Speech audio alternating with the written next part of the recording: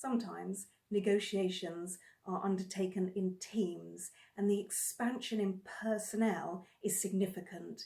It could be a source of mixed messages, misalignment and confusion, but it can be a tremendous source of strength when we have the roles appropriately allocated, when we can amplify our conditioning and influencing messages by more people being involved, and where we have more observers and receptors to listen and to question well. So how to make the most of these elements?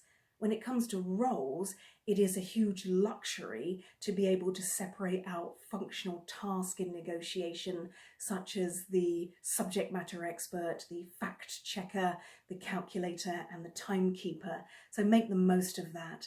We have a choice about whether to take a very united front or whether to have very different styles. With the united front, it is not that we're trying to be a facsimile of all of our colleagues, but the ability to explain from your point of reference your functional objectives can be well aligned with your colleagues in the team.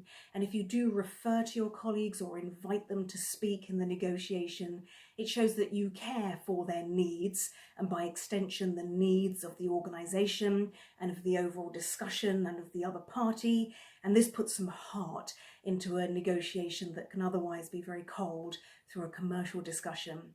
And if you do have this united approach with a similar message, a common style, it shows that you have a negotiation strategy and that you've chosen the matching tactics to go with that. And that in itself is a powerful message to send to the counterparty. If you've chosen a different approach where each of you has maybe a different style or a message, it might have been for a good reason, such as cultural differences, perhaps you have very different functional approaches as a business, or maybe there is some individual rapport that works well between parties on either side. And where that is a source of value, not only for the course of the negotiation, but for the ongoing deal lifetime, it's worth going with that.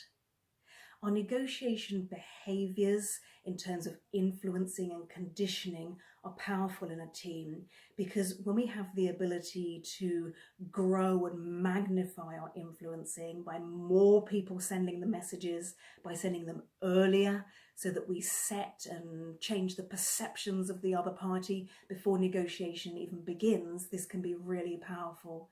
But beware of those behaviours in an online negotiation, because where perhaps in a team discussion we may have given a kick under the table to a colleague who went off message, in an online negotiation that frustration could be very visible in your expression. And whether you are face to face or online, do make the most in a team of breaks and timeouts. I find that breaks are very counterintuitive in negotiation. Whilst you take away some time, it actually seems to accelerate the overall discussion by re-energizing it and checking in with our colleagues. And finally, our colleagues mean that we have even more receptors to observe, to interpret, to listen, and to question well. So make the most of that in our breaks, not through allocating blame for behaviours, but discussing what went well, not so well, what you observed and how you feel. Because through these team negotiations, we have an opportunity to be very efficient. There are more people involved in problem solving and bringing many creative ideas to resolution. And we have an opportunity as well to practice self-mastery of all of our negotiation tactics that in a team approach takes even more discipline and even more preparation, but through that preparation means that we don't trigger emotional responses in ourselves, in the other party, or in our colleagues, and that will make for a much more effective discussion.